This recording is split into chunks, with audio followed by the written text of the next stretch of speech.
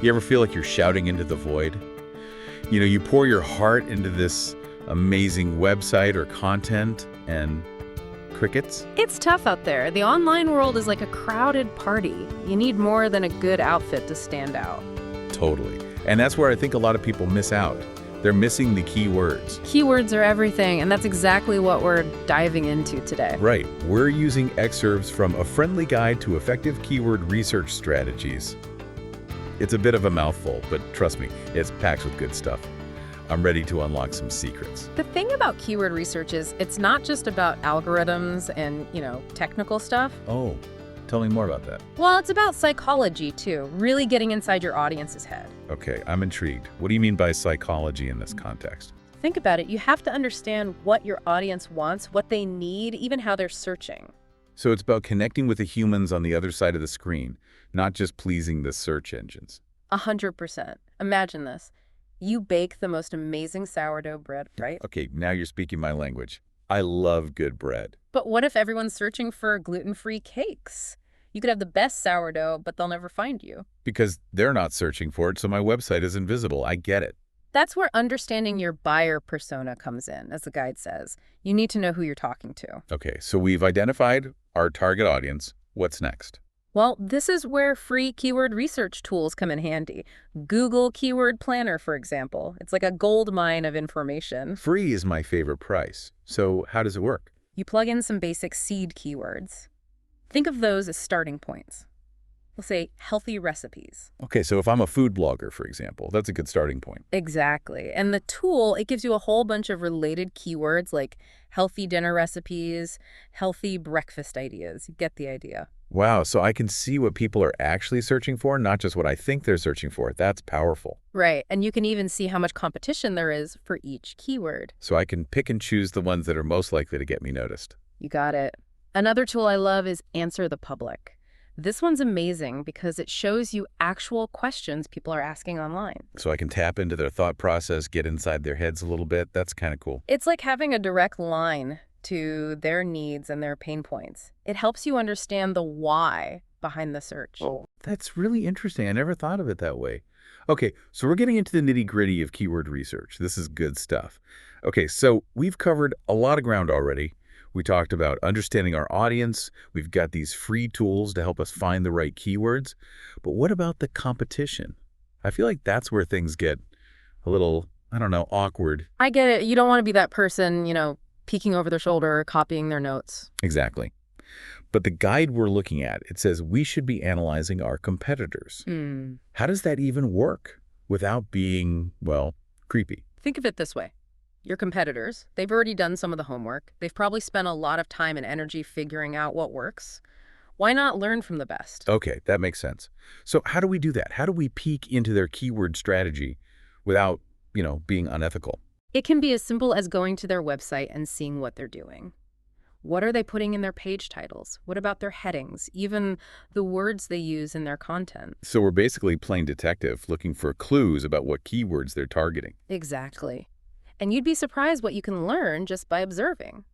Plus, there are tools that can give us even more insight. Oh, sweet. Like what?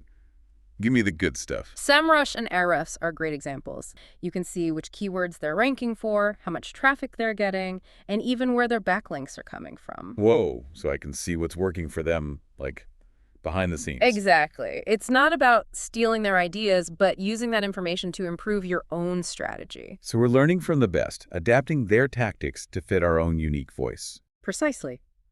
And speaking of unique voices, let's circle back to those long-tail keywords for a second. Oh, right. We talked about those earlier. Those longer, more specific phrases people use when they're searching. Exactly. They're like a secret weapon for attracting the right kind of traffic to your website. Okay, remind me again why they're so powerful. I'm still wrapping my head around this whole keyword thing. Okay, picture this. You're fishing, right? You could use a big net and try to catch everything. But you'd probably end up with a lot of stuff you don't want. Exactly. Long-tail keywords are like using a fishing rod with the perfect bait. You know exactly what you're going for. So instead of casting a wide net, I'm laser focused on attracting people who are actually interested in what I have to offer. You got it. Plus, long-tail keywords usually have less competition, which means it's easier to rank higher in search results. That's a win-win. less competition, and more qualified leads. I like the sound of that. And here's another bonus. They're perfect for voice search. Oh, right. More and more people are using Siri and Alexa to search for things online. Exactly. And when people use voice search, they tend to use longer, more conversational phrases, which is exactly what long-tail keywords are. So I'm optimizing for how people actually talk, not just for how search engines think. That makes so much sense. It's all connected. Now, remember we talked about search intent earlier? Yeah, that's about understanding the why behind a search. Like, what are they really looking for? Exactly. And it's crucial to understand search intent because it helps you create the right kind of content for your audience. Okay, can you give me an example? Sure, let's say someone searches for best running shoes for marathon training. They're probably not looking for a history of running shoes, right? Right. They'd probably want reviews, comparisons, maybe even a place to buy them online. Exactly. Now, if someone searches for how to tie running shoes, that's a whole different story. They're looking for instructions, maybe a video tutorial. You got it. See how understanding search intent can help you tailor your content to meet your audience's specific needs. This is incredibly helpful, but I have to admit, it's a lot to take in. Where do we even begin? Yeah. How do we wrangle all these keywords and strategies into something manageable? That's where a well-structured keyword strategy comes in. Think of it like planning a road trip. You need a map, right? You wouldn't just hop in the car and start driving aimlessly. Definitely not. I'd get lost within minutes. So how do we create a keyword roadmap to keep us on track? It all starts with organization. You need to categorize your keywords into different themes or topics. Okay, so we're creating a system, a framework to organize all this information. I like it. What's next? Next, we prioritize. Not all keywords are created equal. Some will be more valuable than others. So we need to figure out which keywords are going to give us the biggest bang for our buck. You got it. Look for keywords with high search volume and low competition. Those are your golden tickets. High demand, low supply. The sweet spot. Exactly. And once you have those golden keywords, you can start assigning them to specific pieces of content. So each piece of content has a specific job, a target keyword it's aiming for. I like that. Exactly. It's all about being strategic. But remember, SEO is not a one-time thing. It's an ongoing process. So it's a marathon, not a sprint. Okay, I can get behind that. But how do we know if all this effort is actually working?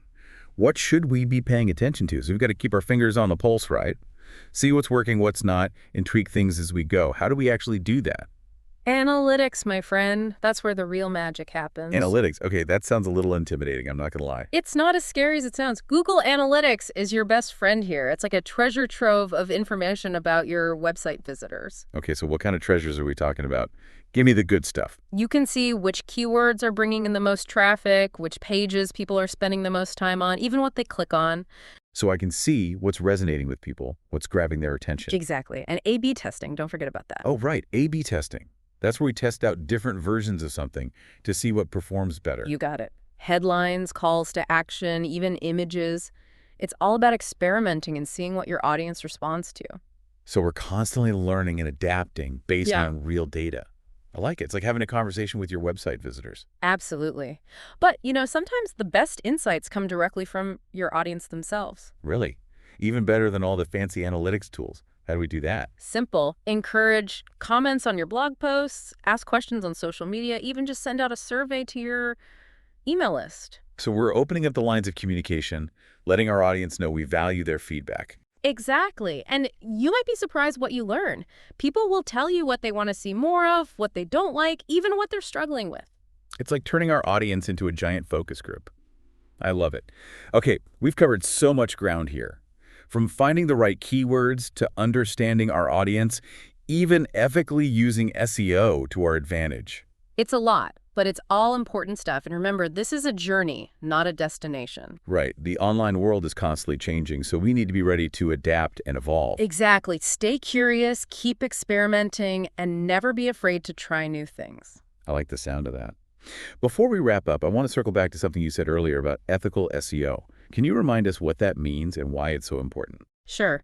Ethical SEO is all about playing by the rules. It's about creating high-quality content that genuinely helps people, not just trying to trick the search engines. So, no shady shortcuts. Yeah. Got it. Why is that so important, though?